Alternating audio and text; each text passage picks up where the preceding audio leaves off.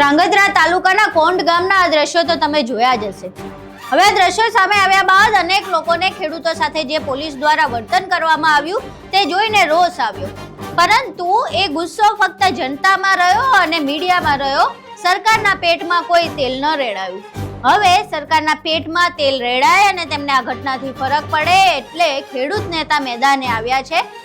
જેવી ચૂંટણીઓ પૂરી થઈ એટલે રાક્ષસી મહાકાય કંપનીઓ જે વીજ કંપનીઓ છે એ ખેડૂતના ખેતર જમીન જે છાતી છે આ છાતીમાં વીજ ટાવરો ઊભા કરવા માટે આવી ગઈ, પણ કોંઢ આવીએ છીએ। પાલ આંબલિયા આ સમગ્ર ઘટનાને લઈને વિરોધ કરી રહ્યા છે અને આજે કોંઢ ગામમાં નવા જૂની કરવાના છે। આખી ઘટના શું છે તેના વિશે વિગતે ચર્ચા કરીએ। નમસ્કાર, તમે જોઈ રહ્યા છો ચક્રવાત ન્યૂઝ, હું આપની સાથે હેમંત।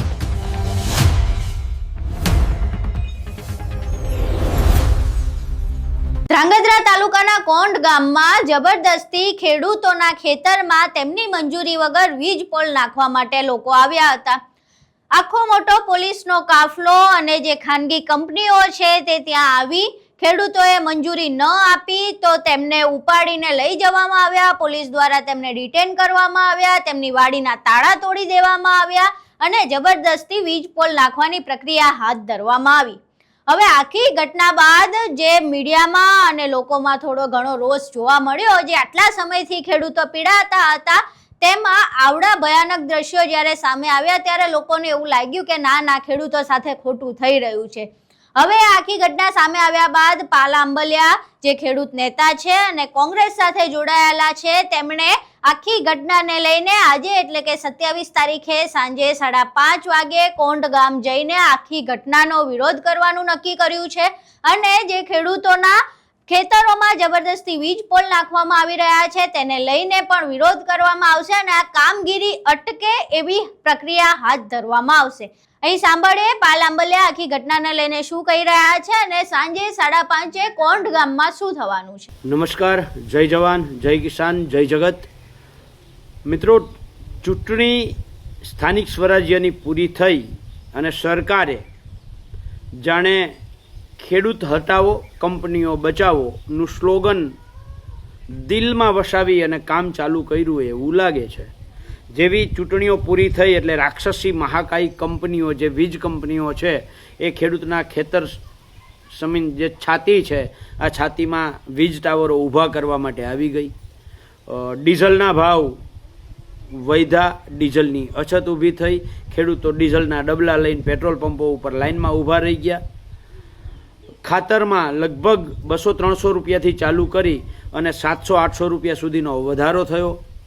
ખેડૂતોની ખેત પેદાશના ભાવ દાખલા તરીકે ઘઉંના 400 રૂપિયાની આસપાસ અટકી ગયા અને એમાંય ગઈકાલે કોંઢ ગામની અંદર જે ઘટના બની વીજ કંપનીઓની દાદાગીરી જે સામે આવી એને લઈ અને અમે કિસાન સંઘર્ષ સમિતિના તમામ સાથીઓએ નક્કી કર્યું છે કે આવતીકાલે 27 તારીખે સાંજે 5:30 વાગે કોંઢ ગામમાં રામાપીરનું મંદિર જે ધ્રાંગધ્રા રોડ પર આવેલું છે ત્યાં આપણે સૌ સાથે જઈએ અને કોંઢ હોય, કલાણપર હોય, રતનપર હોય કે આસપાસના બીજા ગામો હોય, સુરેન્દ્રનગર જિલ્લાના ગામો હોય, આ તમામ ખેડૂતોને અને આસપાસના જિલ્લાના ખેડૂતોને અમે વિનંતી કરીએ છીએ કે આવતીકાલે આપ સૌ કોંઢ પધારો। હું લાલજીભાઈ દેસાઈ, મહેશભાઈ રાજકોટિયા, પ્રવીણભાઈ પટોડિયા, ડાયાભાઈ ગજેરા, જયેશભાઈ પટેલ, રમેશભાઈ ઓરમા, ગુજરાત કિસાન સંઘર્ષ સમિતિના સાથીઓ અને કિસાન કોંગ્રેસના સાથીઓ આવતીકાલે અમે પણ કોંઢ આવીએ છીએ। તો કોંઢ ગામ, એની આસપાસના ગામ, ધ્રાંગધ્રા હળવદ તાલુકાના ખેડૂતો, સુરેન્દ્રનગર મોરબી જિલ્લાના ખેડૂતોના ખાસ વિનંતી છે કે આવતીકાલે 5:30 વાગે રામાપીરના મંદિરે કોંઢ અવશ્ય પધારો। જય જવાન, જય કિસાન, જય જગત। અહીં તમે પાલ આંબલિયાને સાંભળ્યા। હવે સાંજે 5:30 કોંઢ ગામમાં વિરોધ પ્રદર્શન બાદ કોઈ નક્કર કાર્યવાહી કરવામાં આવે છે। શું આ વિરોધ પ્રદર્શનની કોઈ અસર થાય છે કે કેમ એ જોવું રહ્યું।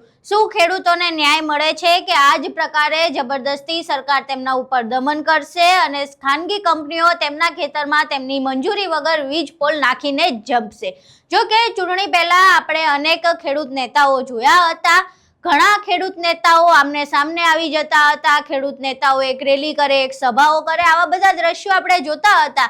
સોશિયલ મીડિયાથી લઈને ન્યૂઝ સુધીમાં એવા હેડલાઇન્સ ચાલતી હતી કે આની સામે આણે સભા કરી અને હવે કોણ ભારે પડે છે, સ્થાનિક સ્વરાજની ચૂંટણીમાં કોણ કોનો દમ દેખાડી શકે છે, આ બધુંય ચાલતું હતું. પરંતુ જ્યારે ખેડૂતોને એમની જરૂર છે, જ્યારે ડીઝલ માટે ખેડૂતો વલખા મારી રહ્યા છે, જ્યારે તેમના ખેતરમાં જબરદસ્તી વીજ પોલ નાખવામાં આવી રહ્યા છે, ત્યારે આ તમામ ખેડૂત નેતાઓ જાણે ગુમ થઈ ગયા છે. હવે પાલ આંબલિયા મેદાને આવ્યા છે, ત્યારે પાલ આંબલિયા આ સમગ્ર મામલે શું કાઠું કાઢી શકે છે અને શું ખેડૂતોને ન્યાય અપાવી શકે છે તે જોવું રહ્યું.